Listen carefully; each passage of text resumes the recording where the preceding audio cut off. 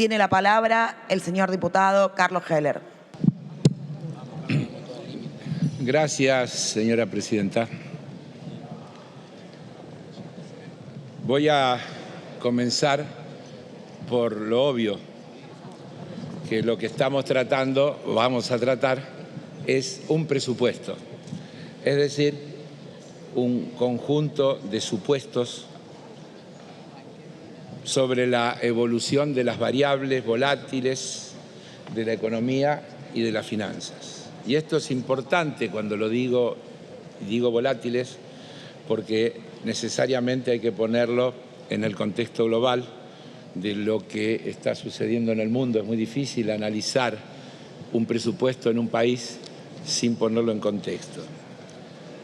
Necesito decir también, como introducción, que obviamente el presupuesto es una herramienta de gestión.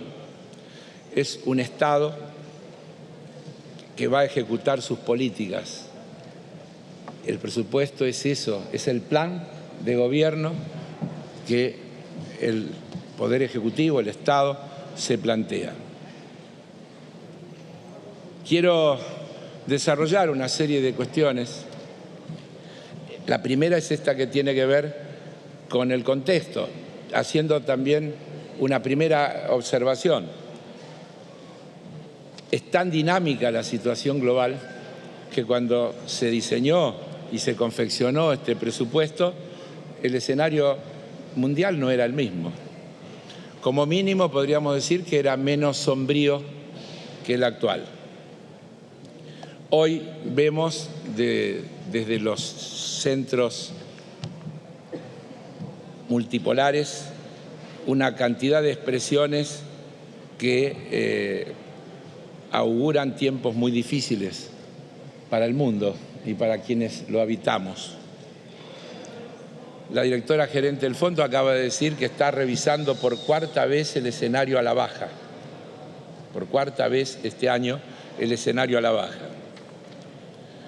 Podríamos llenarnos de consideraciones al respecto, pero no nos equivocamos si decimos que hay un desafío global que tiene que ver con el conflicto bélico, que tiene que ver con las amplias presiones inflacionarias que hay en el mundo, que tiene que ver con los pronósticos de desaceleración a lo que nos estamos haciendo referencia, que hablan, por ejemplo, que es esperable que Estados Unidos y la zona del euro tengan como mínimo 2 trimestres de recesión en los próximos tiempos, que China se desacelere, es decir, que la economía global pase por enormes dificultades.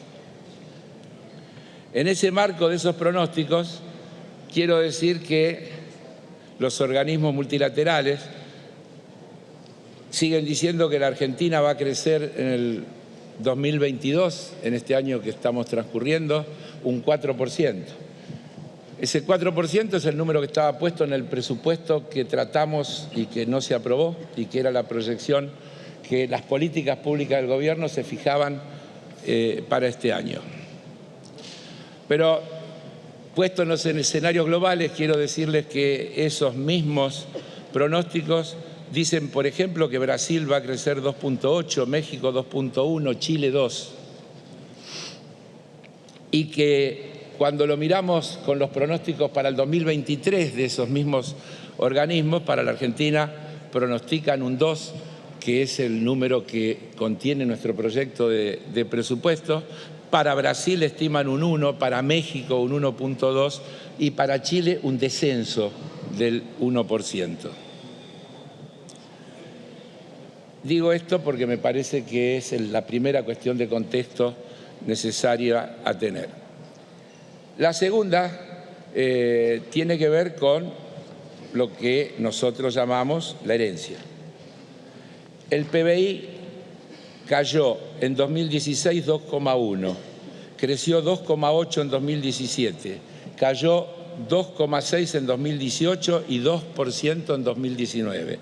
lo que determinó que comparando 2019 con respecto al 2015 hubo una pérdida de PBI de 3,9%.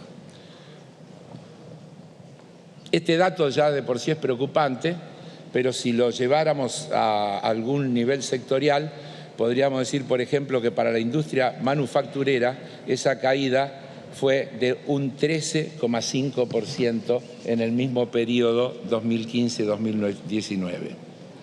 La población con problemas de trabajo, desocupación abierta más subocupación, pasó del 20,5 en el segundo trimestre del 2016 al 23,7 en el 2019. Los salarios reales de los trabajadores formales cayeron 18,5 entre el último trimestre de 2019 e igual periodo del 2016, dato que coincide con las estadísticas tanto del RIPTE como las del INDEC.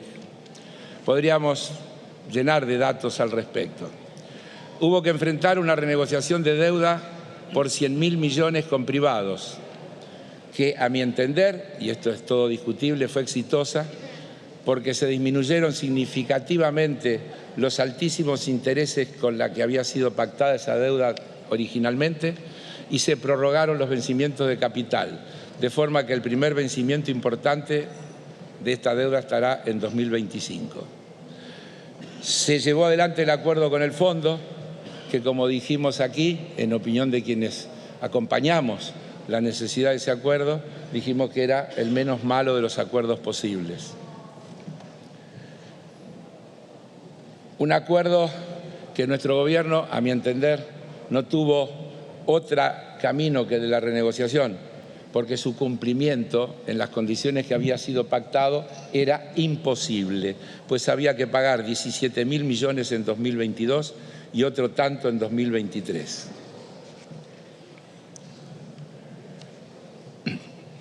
Como siempre digo y acabo de decir, creo que logramos el mejor acuerdo posible, aunque nunca vamos a decir que un acuerdo con el fondo puede ser un buen acuerdo. El periodo de repago de cada desembolso que hará el fondo luego de cumplir con las metas acordadas y que será algo mayor a los vencimientos pautados en 2018 es de 10 años, con un periodo de 4 años y medio de gracia, lo que implica que comenzará a pagarse esta deuda a partir de 2026 y hasta 2034. La tercera cuestión que quiero poner en contexto, tenemos una economía que podemos decir ha superado la crisis generada por la pandemia y que está mejorando respecto a los niveles de esa herencia recibida. El último dato del estimador de actividad económica, el EMAE, del mes de agosto, registra un aumento del 6,4 respecto al mismo mes del año pasado y un 0,4 si lo comparamos con el mes anterior.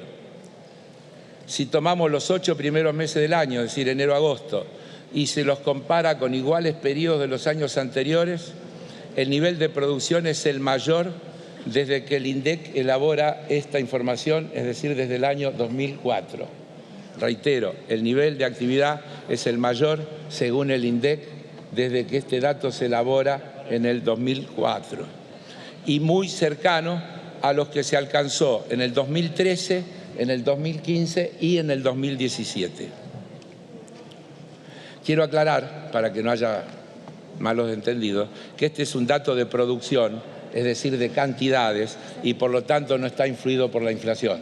Esto tiene que ver con cantidades de bienes producidos. Y este para mí es un dato clave, ya que el crecimiento es fundamental para poder encarar los diversos problemas que tenemos por delante. Aunque, como hemos dicho infinidad de veces, está claro que con crecer no alcanza y hace falta un Estado activo que además actúe en la regulación de la puja en favor de los que menos tienen y más necesitan. Quiero decir que esta evolución de la industria se condice con el incremento de la utilización de la capacidad instalada industrial, que pasó del 64,4 en agosto del 2021 al 69,5 en igual mes del 2022. Del promedio de los 8 primeros meses de cada año, se concluye que 2022 es el más alto de la serie, que comenzó a medirse en 2016. Quiero decir, y esto es algo sobre lo que permanentemente se debate, que la inversión en el segundo trimestre de este año creció 18,8% respecto del mismo periodo de 2021 y la participación de esa tasa, la tasa de inversión en el Producto Bruto Interno, alcanzó a 22,3%, con lo cual consigna el mayor registro desde 1993, es decir, es la más alta en los últimos 29 años, de acuerdo a informes oficiales.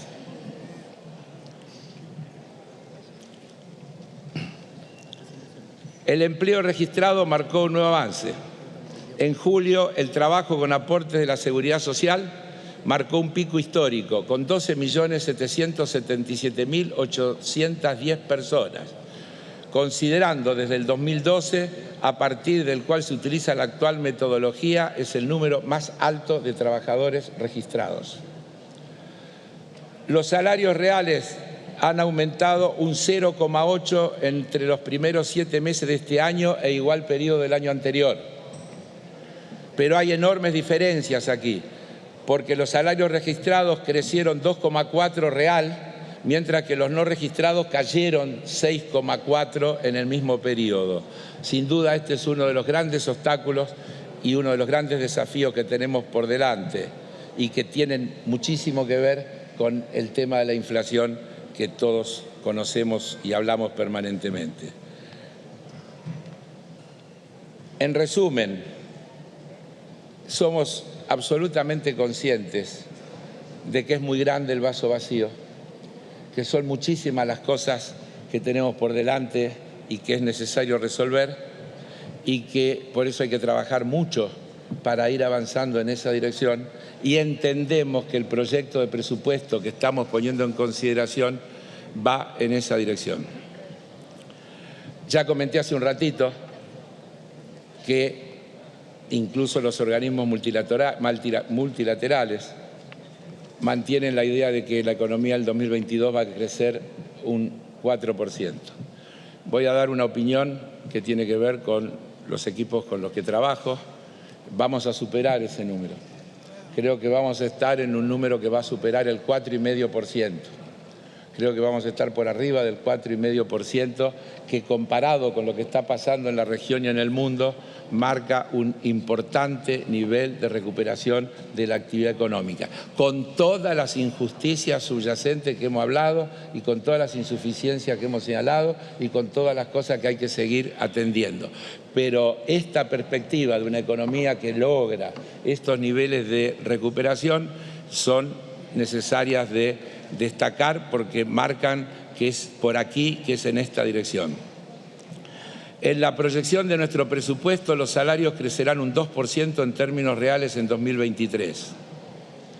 La inflación está prevista en el 60% para el 2023, una meta que creemos alcanzable. Quiero decir que frente a todos los desafíos que plantea este flagelo inflacionario, la búsqueda de un camino de descenso gradual sin recurrir al shock antiinflacionario es lo aconsejable en un escenario como este, porque conocemos amargamente los argentinos y las argentinas las consecuencias que tienen los shock antiinflacionarios y devaluatorios. Creo que plantearse una perspectiva de descenso, 60, 44 en el 2024, 33 en el 2025, si se logra cumplir, será un camino adecuado para salir de esta trampa en la que la Argentina se encuentra. Para definir lo esencial del presupuesto que estamos poniendo a consideración, voy a recurrir al informe de la Oficina de Presupuesto del Congreso. Cito textualmente. Se observa, en primer lugar, que las proyecciones de PBI y demanda agregada son consistentes entre sí bajo algunas consideraciones y supuestos. Además de las proyecciones propiamente dichas, el presupuesto 2023 informa un supuesto sobre el crecimiento mundial de 3,2 en 2022 y 2,9 en 2023. Esto, cuando lo hizo la Oficina del Congreso, era así. Hoy ha sido revisado a la baja y ese 2,9 del 2023 bajó otra 0,2 y está en 2,7. También la Oficina de Presupuesto del Congreso informa sobre las líneas esenciales que rigen este proyecto de presupuesto. Cito nuevamente: el proyecto de presupuesto 2023 expresa en su mensaje las prioridades de política presupuestaria del gasto en 5 pilares. Primero, infraestructura. Segundo, salud. Tercero, educación. Cuarto, ciencia e innovación. Y quinto, inclusión social activa con perspectiva de género. Asimismo, detalla la política de inversión pública, la estimación de los recursos y gastos tributarios, el financiamiento público y la coordinación fiscal con las provincias. Se destina un apartado al análisis del gasto por finalidad y función y de las categorías transversales al presupuesto nacional, que son, sigo con la cita de la Oficina de Presupuesto del Congreso: 1. La igualdad entre los géneros. 2. Niñez y adolescencia. 3. Atención de personas con discapacidad. Y 4. Ambiente sostenible y desarrollo climático.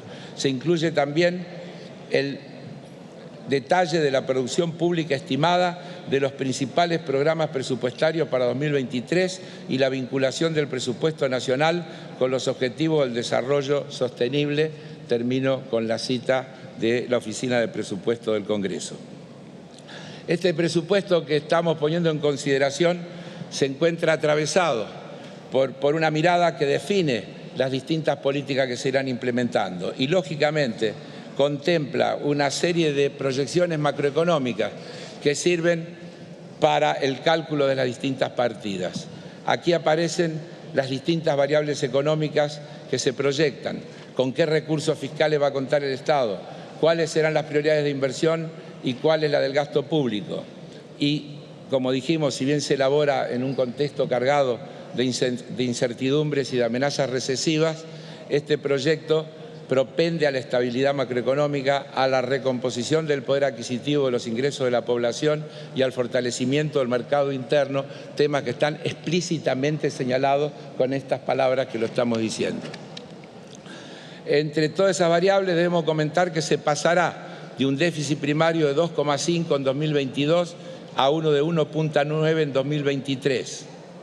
En este enfoque se parte de una serie de premisas que pasan por un reordenamiento de gastos, con reducciones a los subsidios a las empresas, especialmente a las de energía, y un aumento en las partidas de gasto social.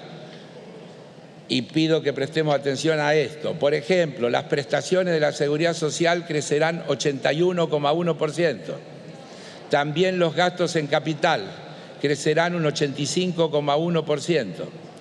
Cabe señalar que la inversión en infraestructura ocupará un rol preponderante por su efecto multiplicador sobre la economía y su contribución al aumento de la productividad del sector privado. Analizando por finalidad y función, y después nos vamos a volver a referir a esto en particular, los gastos en salud crecerán 85,9%, en educación y cultura 76,5%, en ciencia y tecnología 128,6%. Quiero decir, muchos de ustedes han participado, que en el trabajo de elaboración que llevó adelante la Comisión de Presupuesto se habían detectado algunos programas o asignaciones especiales que tenían fondos menores a los deseados desde el punto de vista de los objetivos planteados. Y por ello se ha confeccionado una planilla que forma parte de este proyecto, indicada en el artículo 22 del proyecto de presupuesto que estamos considerando, por el cual se incrementan los gastos en relación al proyecto enviado por el Poder Ejecutivo en 322.575 millones, y menciono los más relevantes. Allí están los ítems de políticas alimentarias, más 101.890 millones, Asignaciones familiares activas, 90.830 millones. Gestión y asignación de becas a estudiantes, 59.542 millones. Fondo Nacional de Incentivo Urbano, 31.175 millones. Integración sociourbana, 19.700 millones, para citar a los más destacados. Todos ustedes tienen la planilla en su mano. En definitiva, rotundamente, no es un presupuesto de ajuste. No es cierto que este sea un presupuesto de ajuste y está orientado en 5 pilares. 1, la inversión en infraestructura, que ocupará un rol determinante. Se continuará robusteciendo el sistema de salud, que conlleva a ampliación de infraestructura, a incrementar la provisión de insumos y las partidas para garantizar una evolución epidemiológica favorable. La educación, prioridad en todos los niveles. Vamos a hablar de esto nuevamente en particular. Infancia, escolar y universitaria. Pero esto implica expandir la infraestructura, garantizar el sistema de becas y continuar fortaleciendo los ámbitos digitales. Ciencia e innovación, herramienta para vincular el desarrollo tecnológico y los programas de gestión con los distintos sectores de la economía e inclusión social activa con perspectiva de género. Los programas estarán focalizados en fortalecer las políticas de soberanía alimentaria, el fomento al empleo y capacitación laboral y políticas de prevención, asistencia y erradicación de la violencia por motivo de género. Vuelvo a decirlo, no es un presupuesto de ajuste y me quiero detener en el ítem de educación sobre el que tanto se ha hablado. Nosotros hemos visto algunos informes periodísticos que se han centrado en el presupuesto del Ministerio de Educación, pero ello es solo una parcialidad del gasto asignado a este concepto.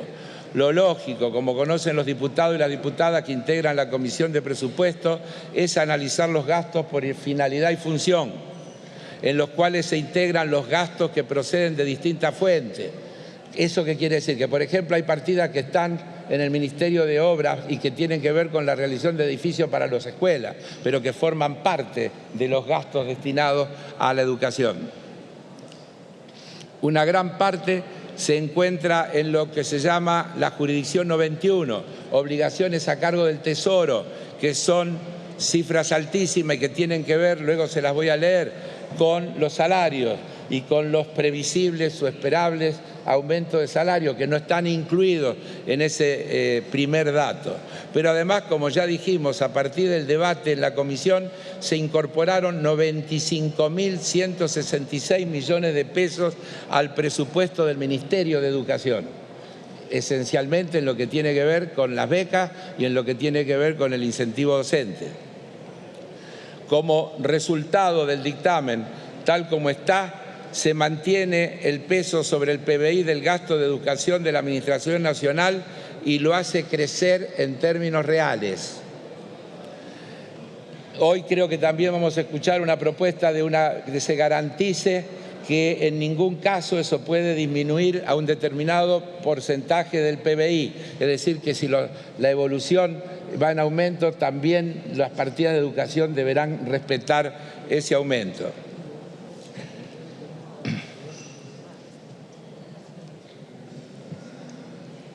Tenemos incorporadas una cantidad de cosas, algunas fueron producto también de los debates que dimos en el ámbito de la Comisión de Presupuesto y allí en el análisis de los llamados gastos tributarios y alrededor de la propuesta formulada por algunos diputados se entendió que era razonable intentar resolver una contradicción de derechos no igualitarios con un sector de la sociedad y entonces se incorporó el tema vinculado al sector judicial que no paga impuesto a las ganancias.